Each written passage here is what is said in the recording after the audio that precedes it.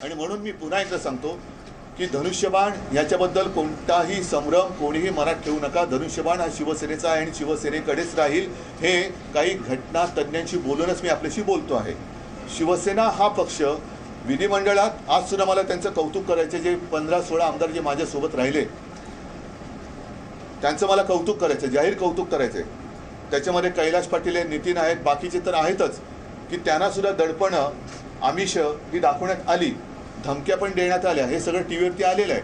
तरी देखील काय वाटेल ते हो, आम्ही नाही हटणार। आणि काय वाटेल ते हो याचाच अर्थ अशा जिगरीची माणसे जिथे असतात तिकडे विजय हा नक्की असतो। याचं कारण अजूनही आपल्या देशामध्ये सुनिश्चित होती है। हेच वाक्य आहे। मैं आभार व्यक्त करना चाहता हूं उन तमाम विधायकों का जो मेरे साथ अभी भी टिके हुए हैं, उन 15 विधायकों का जिसमें कैलाश पाटिल समेत बाकी लोग शामिल हैं। येत्या 12 तारखेला जो काही निकाल लागेल किंवा जी काही सुनावणी सुरू होईल, ही सुनावणी हा निकाल केवळ शिवसेनेच्या भवितव्याचा नसणार आहे। शिवसेनेचं काय होईल ते शिवसैनिक मजबूत आहेत। शिवसेनेचं काही वाकडं होऊ न देण्याची ताकद ही आज सुद्धा त्यांच्या मनगटामध्ये आहे। आने वाली 12 तारीख को सुप्रीम कोर्ट में जो सुनवाई होगी, जो कुछ भी फैसला होगा ती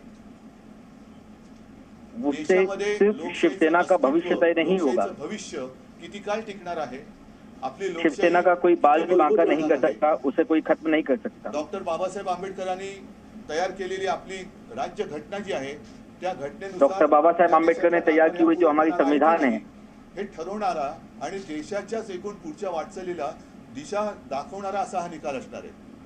ये तय करने वाला और देश की राजनीति के लिए, संविधान के लिए दिशा निर्देश देने वाला ये एक फैसला हो सकता है सुप्रीम कोर्ट का, जो कि 12 तारीख को सुनाई देगा। हा जो काही निकाल किंवा ही जी काही केस आहे हे संपूर्ण देशाचं लक्ष आहे। इस पूरे मामले पर पूरे देश का ध्यान है, खास तौर से इस सुनवाई पर जो 12 तारीख को सुप्रीम कोर्ट में होनी है। मला वाटतं पहिला 2-3 नंबरचा देश आहे ज्याच्यामध्ये सगळ्यात मोठा देश आहे, ज्याच्यामध्ये लोकशाही आहे। भारत सबसे बड़ा लोकतांत्रिक देश है। किती राहिलेला आहे शिल्लक, लोकतंत्र का भविष्य कितना बच गया है, कैसा है, ये सुनवाई से तय होगा।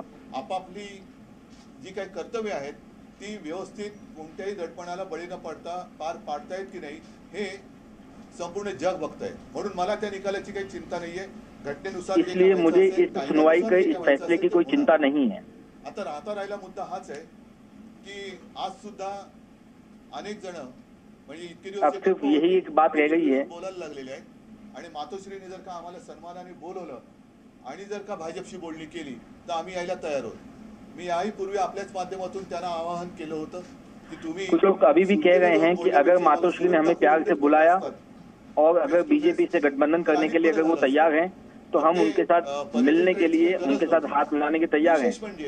तो मैं आप लोगों के माध्यम से ये पहले ही बता चुका हूं कि ये लोग जो ऐसे बयान अब दे रहे हैं, अगर इन्होंने पहले आकर के मुझसे मेरे सामने यही बात अगर रखी होती तो आप मुझ पर विचार कर सकते थे। गेल्यानंतर ही तुम्हाला आमच्याबद्दल प्रेम वाटते, खरंच धन्य झालो।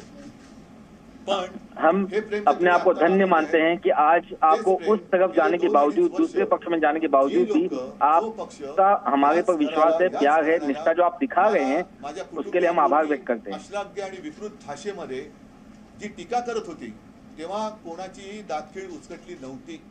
यांच्यापैकी एक जण सुद्धा त्याला विरोध होईल असं बोलला नव्हता। हमारी तरफ से किसी ने भी ऐसा कोई बयान नहीं दिया जिससे सामने वालों को ठेस पहुंची हो।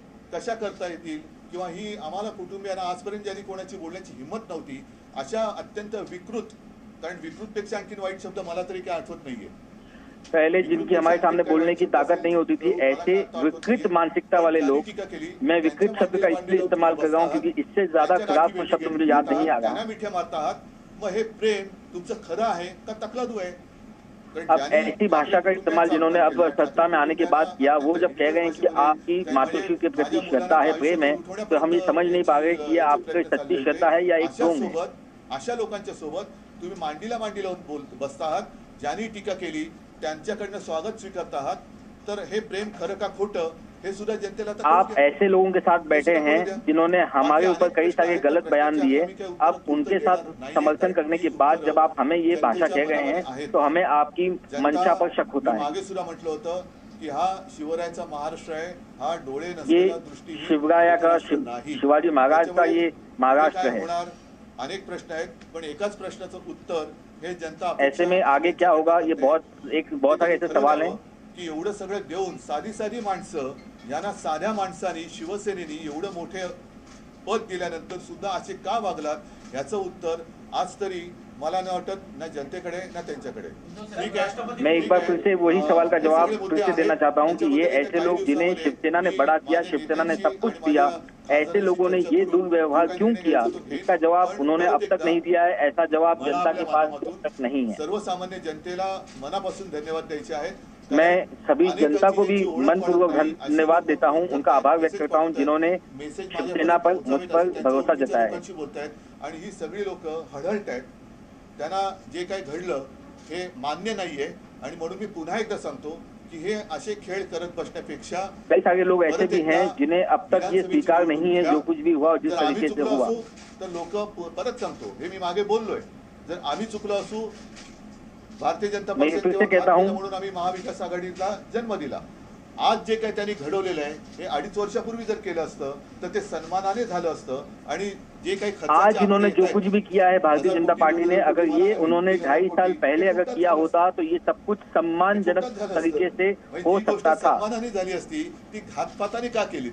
आज जो चीज उन्होंने धोखाधड़ी से की है, पीठ में खंजर खोप के की है, यही चीज अगर उन्होंने 2.5 साल पहले सम्मान तरीके से की होती तो इसमें क्या बिगड़ता? विधानसभेच्या निवडणुका व्हायला पाहिजेत। आम्ही जर का चूक केली असेल तर जनतेचा निर्णय आम्हाला शिरसावत आहे, आम्ही घरी बसू। अगर हमने कोई गलती की है, अगर हम इस पूरे मामले में गलत हैं तो हम जनता का जो भी फैसला होगा उसे स्वीकार करेंगे। धन्यवाद देतो आणि तूर्त काही दिवस मी प्रश्नोत्तर करण्यापेक्षा थोडंसं माझं मनातल्या ज्या काही गोष्टी आहेत त्या बोलत जाईल, कारण मला आने वाले दिनों में मैं बहुत सारे सवाल जवाब करने के बजाय मेरे मन की जो भावनाएं हैं मैं आप लोगों के सामने प्रकट करते रहूंगा।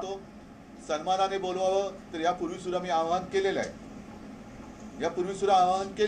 आणि मैं एक बार फिर से कहता हूं हे 2.5 वर्ष कुठे गेलं होतं, ज्यांनी आमचे कि अगर आप सम्मान से बात करने के लिए तैयार हैं तो मैंने पहले भी इसको लेकर के निवेदन किया हुआ है।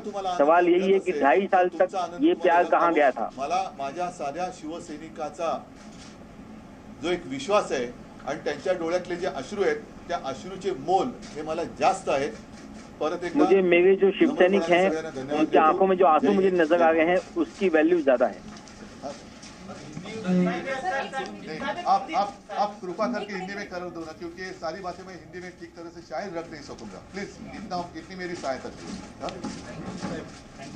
तो उद्धव ठाकरे ने प्रेस कॉन्फ्रेंस की और फिर से निशाना साधा बीजेपी पर कि 2.5 साल पहले अगर हमारी बात मान ली होती तो आज जो काम पीठ में खंजर घोंप करके हुआ है वो सम्मानजनक तरीके से हो सकता था। साथ ही साथ अपनी पार्टी के कार्यकर्ताओं से ये कहा कि शिवसेना मुझसे कोई छीन नहीं सकता, लेकिन सुप्रीम कोर्ट में जो फैसला होगा वो तीर कमान चुनावी चिन्ह को लेकर कार्यकर्ता इस बात के लिए भी तैयार रहें कि ये चुनाव चिन्ह छिन सकता है। बागियों पर निशाना साधते हुए उन्होंने कहा कि जिन्होंने हमारे साथ शिवसेना बनाई उन्होंने अपनी अलग राह पकड़ ली है, हमारे साथ धोखा किया, लेकिन छोड़ने वाले शिवसेना को खत्म नहीं कर सकते हैं। आपको बता दें कि शिवसेना के दिग्गज नेता एकनाथ शिंदे की अगुवाई में 55 में से 40 विधायक अलग हो गए उद्धव ठाकरे के गुट से, और उन्होंने बीजेपी के साथ मिलकर के सरकार भी बना ली है। और अब एकनाथ शिंदे की ओर से पार्टी पर भी दावा किया जा रहा है। इस बीच उद्धव ठाकरे लगातार अपने कार्यकर्ताओं में जोश भरने की कोशिश करते हुए